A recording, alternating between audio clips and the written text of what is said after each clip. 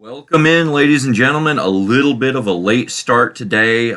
We had some technical issues going on in the setup. My name is Josh Witkowski. I am your state legislative coordinator. Welcome back to This Week in A.B.A.T.E. We did take a week off for St. Patrick's Day. I went up to Chicago, visited with Chicago A.B.A.T.E. Patrick Jones' 60th birthday, president of Chicago A.B.A.T.E. You know, it's a good thing. Nobody ever thought he was making it that long. I can see why.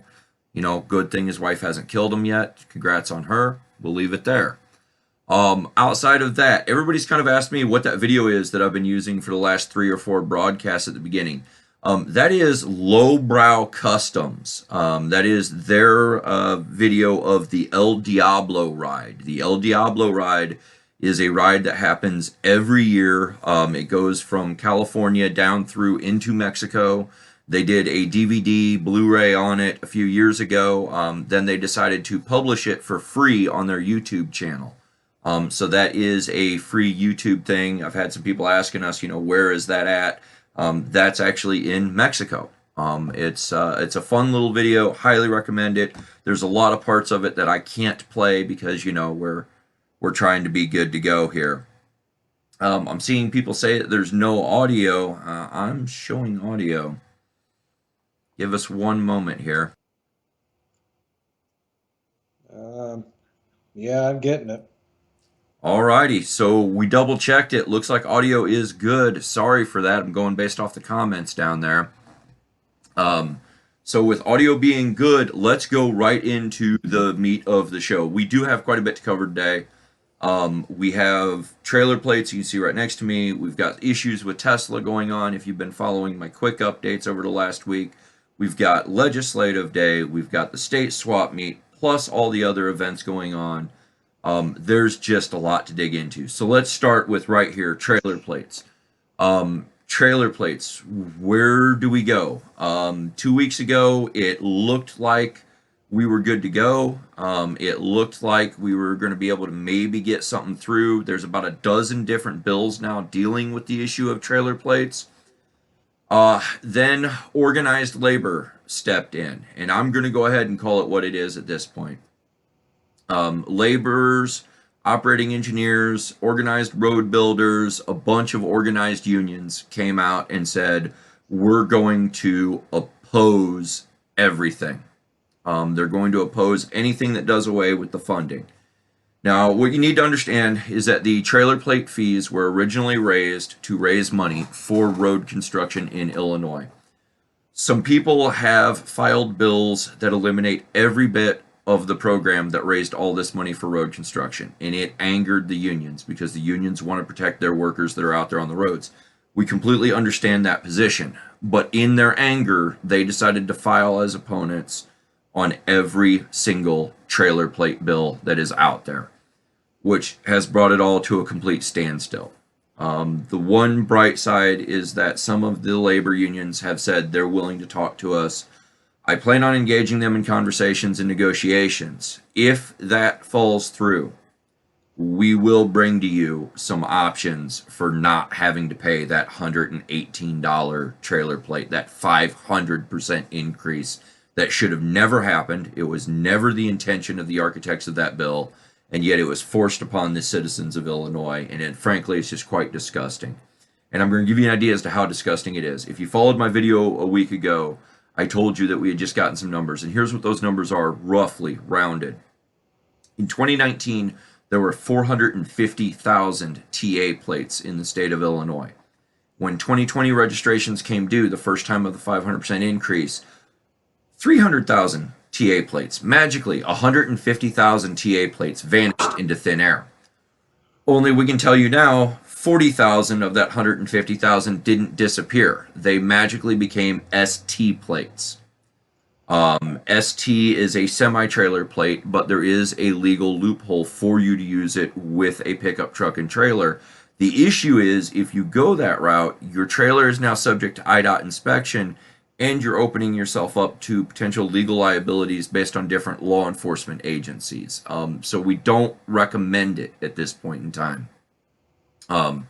There's a lot of people that are saying, oh, use the ST plate. It's a forever plate. It's a cheap way. There's a lot of liability there. I really don't recommend it. We're hoping that we don't have to go that route going forward, but it is what it is.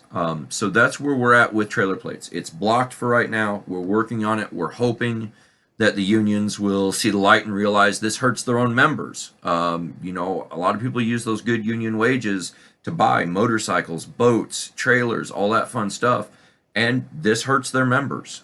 So hopefully they're willing to work with us on this. So we're going to keep working on it. So the next thing up is going to be off-road. We've had a lot of off-road stuff going on. We've had a lot of issues with, we'll start with Polaris. Polaris introduced bills to increase the size of side-by-sides, increase the size of off-highway recreational vehicles. The issue here is, if you change that definition, it would give the oversized vehicles the ability to use the Trails program that IDNR has, where they offer grant money to people who develop off-road trails. And the Trails people tell us, hey, we do not want to see this. We do not want to see these ridiculously oversized vehicles coming out onto the trails and tearing them up even further. So I'm going to stop real quick on there, just pause real quick. There seems to be some confusion amongst our membership as to ABATE's of Illinois' position with regards to side-by-sides. Existing side-by-sides are considered recreational off-highway vehicles up to 64 inches in width. Now, this covers 95% of all side-by-sides. What it does not cover are things like the Can-Am Defender, which has a nice air-conditioned cab on top of it. It doesn't cover the Mahindra Roxor, which is the size of a Jeep Wrangler. It covers traditional side-by-sides that the vast majority of our membership uses. We wholeheartedly support recreational opportunities for the vast majority of side-by-side users. What we do not support are vehicles that are the size of a Jeep Wrangler tearing up these trails right alongside ATVs and dirt bikes being used by new and entry-level riders. And that's where the issue comes in for us. Now, fortunately, it looks like Polaris is willing to work with us on a separate definition for their ridiculously oversized monstrosities, and that's what I'm going to call them. It's basically a car on wheels. But we're going to work on a definition with them for an off-road vehicle, but it will not have access to the Trails program or any trail that is done through the Off-Highway Vehicle Trails program. However, it will be able to use private parks that aren't a part of that program. The best one I can think of locally to me, Hillbilly Ranch over in Jerseyville. That's a great place if you want to go mudding with some very large, oversized vehicles. It's a lot of fun. My favorite part, you sign a 2-page legal waiver that basically admits what you're about to do is incredibly stupid. So I really appreciate the way he runs things over there. So that's one part of off-road. The other part of off-road, we've had a lot of people contact us about using off-road vehicles on county highways, state routes, that kind of stuff. I received some feedback today from the Illinois State Police and from a few other safety groups. It's going to be very, very difficult to push for anything like that in the state of Illinois.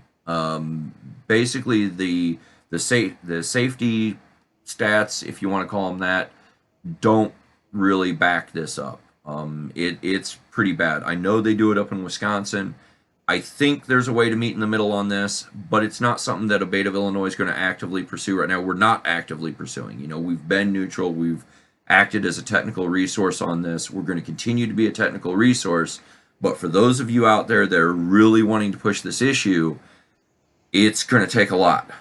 There are a lot of agencies that are very much opposed to it. So for now, A.B.A.T.E is going to sit back and watch as long as there's no threat to our off-road programs. We're not going to get involved, but it's pretty intense is the way that I'll put it. But it's something that's had our attention for a while now.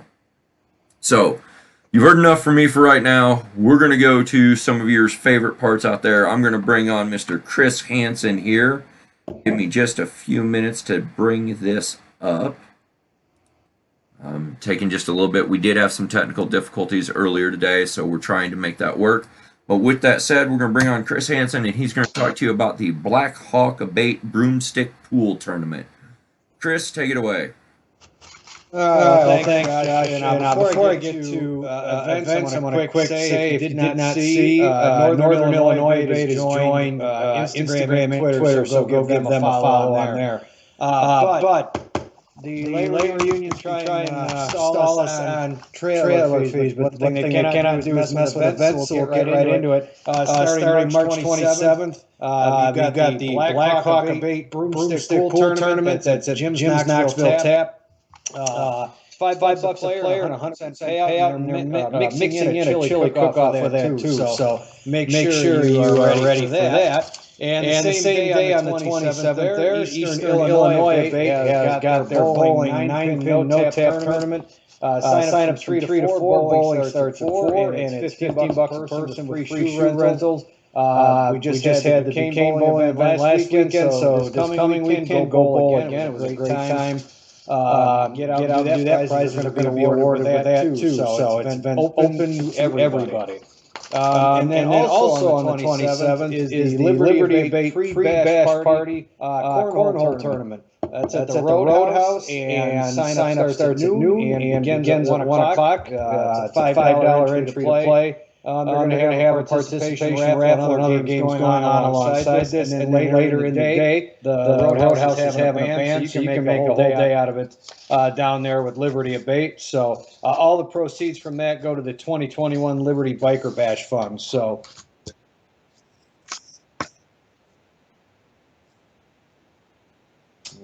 I should have everything turned off.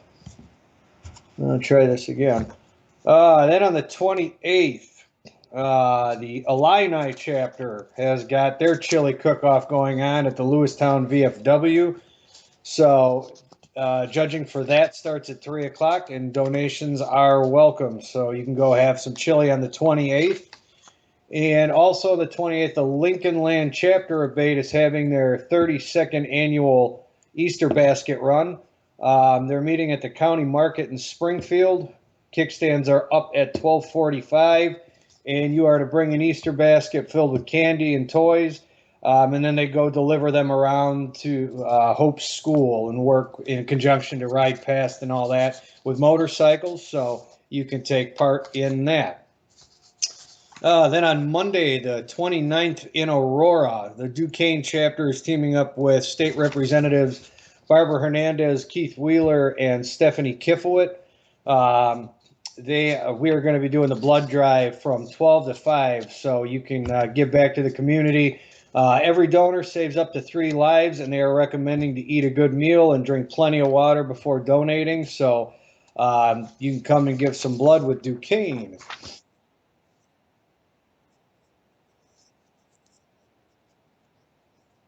Gotcha. Sunday, the 28th of March, just a quick replay. The Illini chapter is having their chili cook-off. That is at the Lewistown VFW, and judging starts at 3. Donations are welcome, so make sure you go out and support the Illini chapter with their chili cook-off. And speaking of chili, on April 3rd, we are going to have the Heart of Illinois chili cook-off, and that is at Pub 52. Cook-off is held from 2 to 4, and they would prefer your chili being a crock pot and ready to eat by 2:15. So they've got different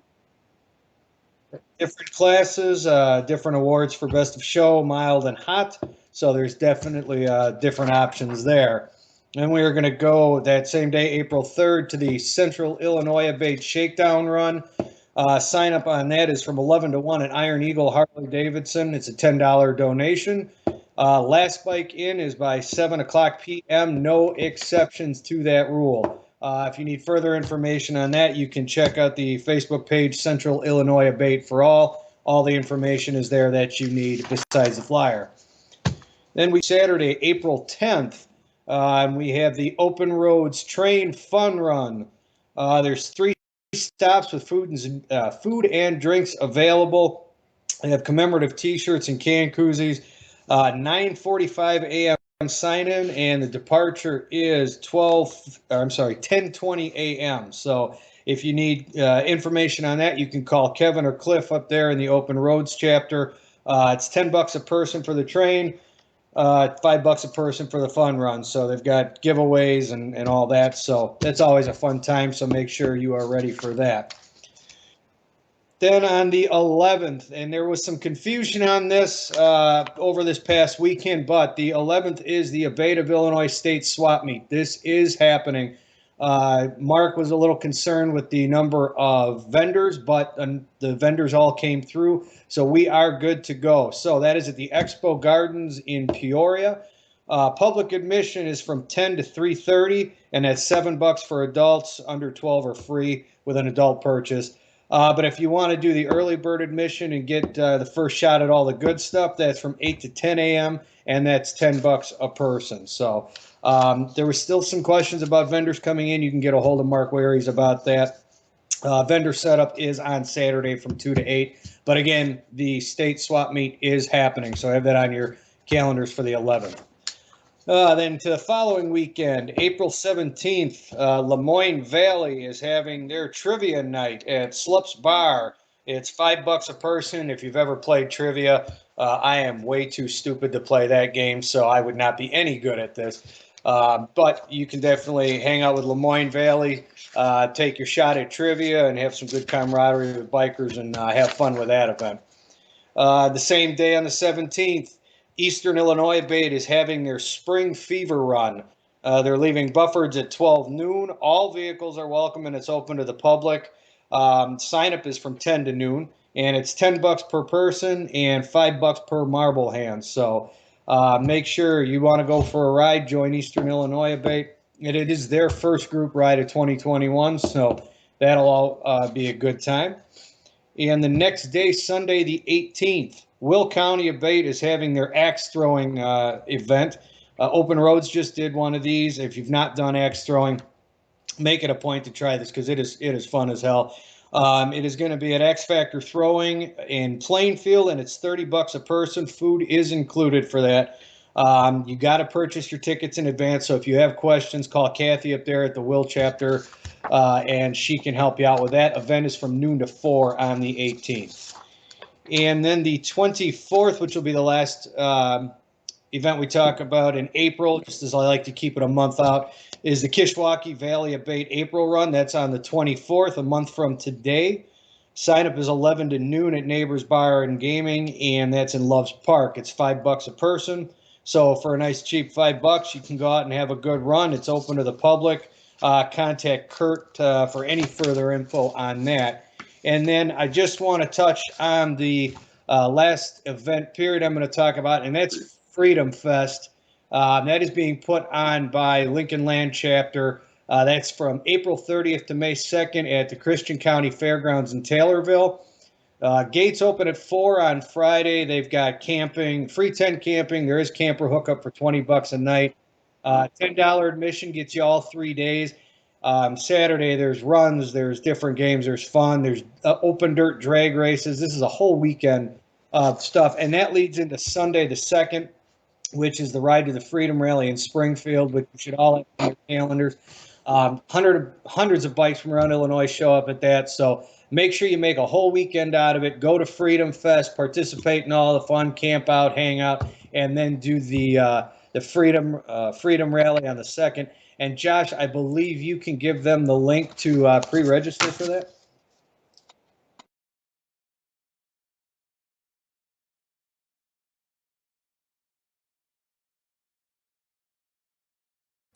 Try that again. Thank you very much for joining us, Chris. As you can see, there are a lot of events going on around the state. The link for that registration is 217abate.square.site. And by going to that registration, going to that site, you can get your tickets early to get in for Freedom Fest. You can also get in on, you can get in with your reservations for RVs. We've only got about 20-25 spots left for RVs. So if you're doing the RV reservation for that Freedom Fest, which is put on by Mid-State A.B.A.T.E chapter down in Taylorville and Lincoln Land chapter here in Springfield, please get to that website. Look for the event on Facebook. We've got the link to the site there to take care of that. Now, moving on. As you can see, right up here, we're trying to keep things PC, I guess. Elon Musk, Tesla, autonomous vehicles, one of my all-time favorite subjects. I really love the fact that there are these companies that are so damn arrogant that they believe that they can replace human logic with autonomous AI logic, and that it's going to actually work with the complex task of driving a car. If you saw my video from Saturday, from the e-board meeting, on Friday night, word came out from New Jersey that a Tesla was in what's called summon mode. And what summon mode is, the Tesla owner is too damn lazy to go to their car. So they hit a button on their smartphone and the car pulls out of the parking spot and then goes forward through the parking lot. While this Tesla was driving with no human occupant and in summon mode, it almost ran over a 3-month-old toddler. That 3-month-old toddler was plucked out of the way by their mom, who is 6 months pregnant. Bottom line, I mean, this should be regulated, period. You should not have the ability to have a vehicle complete free of any kind of driver whatsoever, operating on its own with no safety standards in place. You, I, any other human out there has to pass a driving test. But these systems are being put on the road anytime Elon Musk just feels like pushing a software update for fun.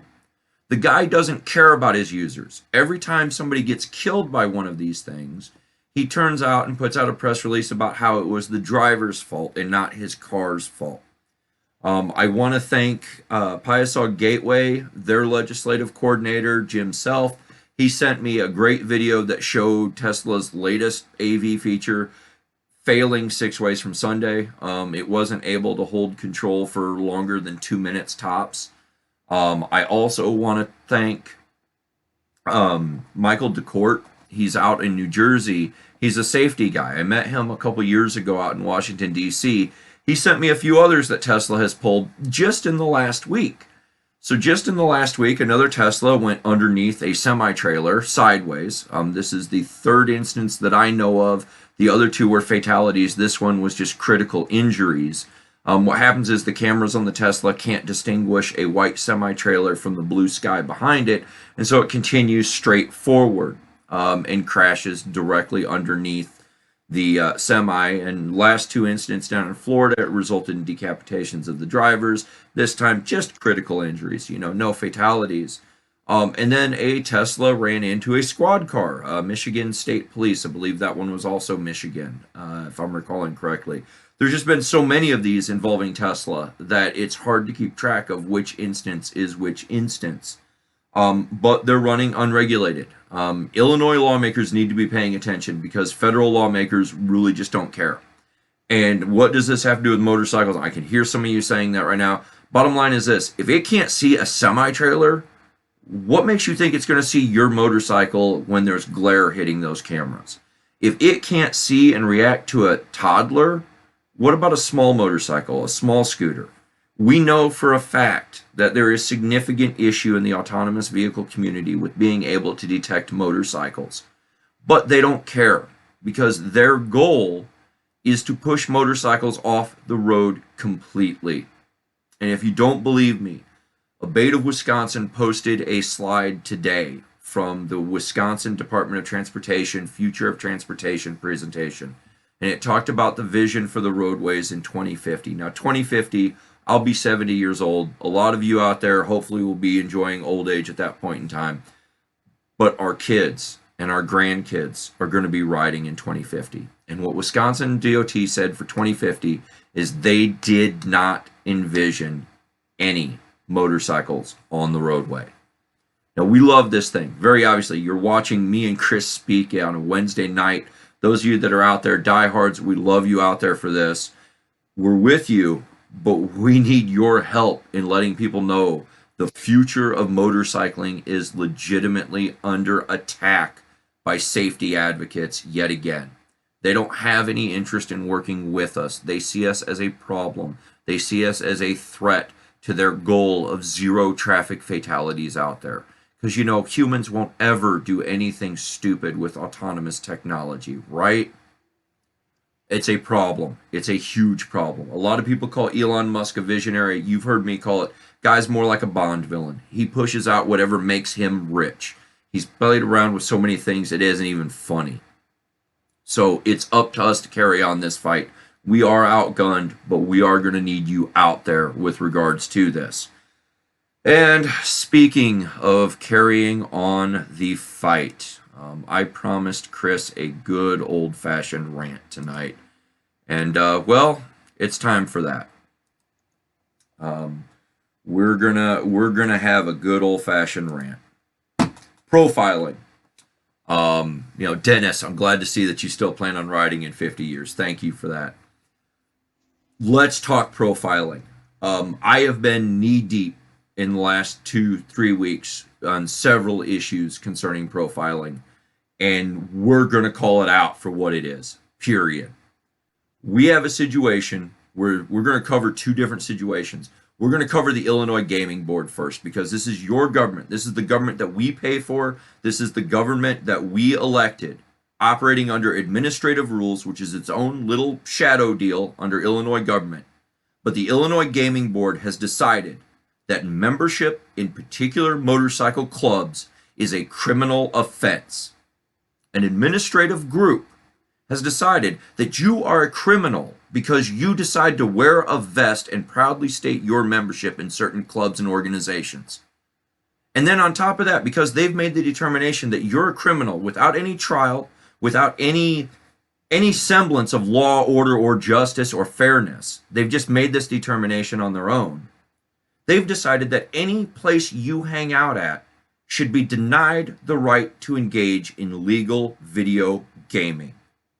And to push this point further, what they are doing is they are sending enforcement agents into bars, into restaurants, into fraternal groups, and threatening their gaming, threatening that gaming revenue. Now, we've all seen what COVID has done. The government response to COVID over the last year has harmed many small businesses across the state of Illinois.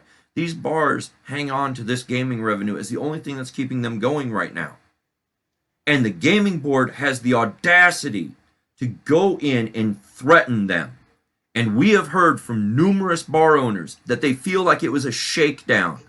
The term shakedown, those two words have been used by 3 different groups to us now. When we have bar owners, legitimate businessmen and business ladies who are just trying to get by in this state telling us that they have a state agency coming in and performing what they consider to be a shakedown over the fact that a motorcycle club is there, this is a huge problem, ladies and gentlemen, and this is not anything that A.B.A.T.E of Illinois will stand by for. We plan on actively engaging the gaming board and flat out fighting with them very publicly.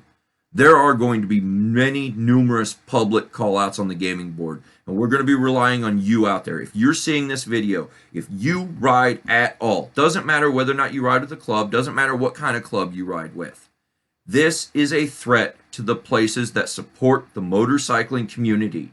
That same bar that supports this particular motorcycle club also supports many other motorcycle clubs. And if they lose their gaming revenue and if they go out of business, that is a link in the chain that unites us all that is taken out by a government agency that is being overzealous. The gaming board should absolutely be ashamed of themselves for the stuff they are pulling, and we are going to make them ashamed of themselves. Flat out. We're not taking it anymore, and I'm counting on you to help get that word out. And this is the reason why this one makes me so angry. The very first place that contacted me was a VFW. Now, I want you to think about that. A place that supports veterans, that is a place that is all about the freedoms that we hold dear as citizens of this country. The First Amendment is the first thing in the Bill of Rights. It is your right to express what you want to express. It is your right to assemble freely. This group is legally and freely assembling in a public place, and the gaming board thinks that is a crime. And they go to a VFW, a place that is, this is a shrine to our freedoms. And they want to go into this VFW and tell them, hey, you can't exercise your First Amendment rights by allowing free association in here. Now, if that doesn't make you sick, maybe you need to reevaluate a few things. But I know it bothers the hell out of me. And we're not going to take this, and we're not going to let them stand on their own. And I'm going to tell you right now, I had a talk with 3 different state senators Monday night. And those 3 state senators are very pissed off too. And there are going to be some legislative repercussions from the actions of the gaming board. And we're going to be leading that charge. So now, moving on from the gaming board. Profiling is still an even bigger issue. Like I said, it disgusted me to see a VFW be subject to this. But there's one that bothers me almost even a little bit more. We have a bar in Illinois. And this bar is one of those biker bars, you know, those destination places where you see a lot of Jeeps at. And it's, you know, they call themselves Psycho. I think that should tell everybody who exactly I'm talking about at this point. That bar made the decision last year. When 2 motorcycle club members got into a fight, they made the decision to ban all motorcycle club vests from their establishment. This is their right as a private business. They can do what they want to do. Now, I'm going to tell you, if 2 sports fans get into a fight, does that mean you're banning all football fans? No. But for some reason, it's okay to do it to motorcycle clubs. That should tell you what the ownership of this bar really thinks about bikers to begin with. But that particular bar, and it's Psycho Silo, we'll call them by their full name, they're advertising heavily on social media how they're bringing in the Vietnam Veterans Memorial Wall for Memorial Day weekend. And yes, it's a couple months off. But I want you to think about that. They're bringing in a wall that memorializes people that fought for freedoms, the very freedoms that this bar doesn't really give a damn about. And if that doesn't bother you, fine. But it does bother me. And I know it bothers a lot of other people. And we're going to act on this. Just that simple. I'm making plans for Memorial Day weekend. I'll let you in on it down the road. But it's time we stood up and said, hey, no more censoring First Amendment and then trying to hide behind veterans and trying to say that, you know, oh, well, we still support freedoms and veterans when you don't support people's freedom to associate. That's tantamount to the American way of life. We are free to assemble as we see fit. We are free to express ourselves. And frankly, while a business has a right to try to curtail that, we have a right not to patronize them. We also have a right to protest them. And that might be happening. We'll see what happens from here. But that's my little rant on profiling. It's why it bothers me so much. You know, I hope that some of you kind of feel the same. Wrap up. You know, having called out the profiling issue. You know, we're doing what we can there on the profiling. We're doing what we can with it. There's a few things that are going to be announced next week, hopefully. But wrapping things up, the one last thing I've got for you. Legislative Day. Patrick, I see you saying you bet that they let colors in on that weekend. Yeah, that's not going to cut it. I don't care if Psycho Silo lets colors in for one weekend. You don't get to ban colors every other day of the season and act like you support the freedoms that veterans fought for. Just that simple. That's just not going to do. So the wrap up. Everybody has been asking about Legislative Day. Legislative Day will be April 14th. 3 weeks from today. It will be in Springfield. It will be at the State House Inn. I just talked to Alex Preston over at D.H. Brown's. We're working on arranging a lunch for those of you that come down to volunteer. What we're going to do is 15 to 20 minute Zoom meetings. They're going to start at 9 a.m. I would like people there about 8:30 in the morning. And then at 9 a.m. we're going to start Zooms. We're going to have different stations set up with computers and hotspots. So that way we can talk to groups of legislators at a time. We'll take a break for lunch. We're going to come back. We're going to continue to talk to groups. There aren't going to be a lot of handouts. We're trying to minimize hand-to-hand contact still. There will be COVID precautions in place. But part of the venue will also be outdoors. We're working on getting a tent for the parking lot. In the evening, around 5 o'clock, we are going to do our reception for the legislators and the legislative assistants. They're all invited over. As much help as we can get on this. It's 3 weeks from now. It's here in Springfield. I understand if we get a reduced turnout because of COVID and because people don't like some of the precautions going on. But hey, the way those vaccines are flying out there, if you're vaccinated, come on down. If you're wearing a mask, come on down. We can space out. Don't worry about it. We're going to make this work. The receptions are happening again in Springfield. We've had good turnout based on some of the other events that I've been to. Let's keep it going, and let's invite our friends to come see us on April 14th at the State House Inn. With that said, I am not seeing any other questions out there. I see questions about videos. We'll get some videos out there on the autonomous vehicle stuff. Other than that, folks, thank you for hanging with me. Thank you for allowing me to go off about profiling. It's been a long time coming. You heard Chris go off 2 weeks ago. I couldn't let him be the only guy that went off about it. We both really have a huge bone to pick when it comes to that word. One last thing on that profiling. I had a conversation today with some other stakeholders. There will be a bill that comes through the Illinois State House, and it will be agreed to by a lot of the people involved. So that's a good thing. Hang with us, keep working with it. And just by chance, if you know a club member out there who isn't a member of A.B.A.T.E of Illinois, point out all the stuff that we've done over the last 3-4 years and ask them why they're doing some free rides, why they think they should skate by. Other than that, folks, that has been This Week in A.B.A.T E. Thank you for staying along for a long show, 38 minutes we've had here. This will go up on YouTube tomorrow. I thank you for being here. I'm Josh Witkowski, your state legislative coordinator. Thank you to Chris Hansen, public relations coordinator, for joining us earlier. Everybody have themselves a good evening.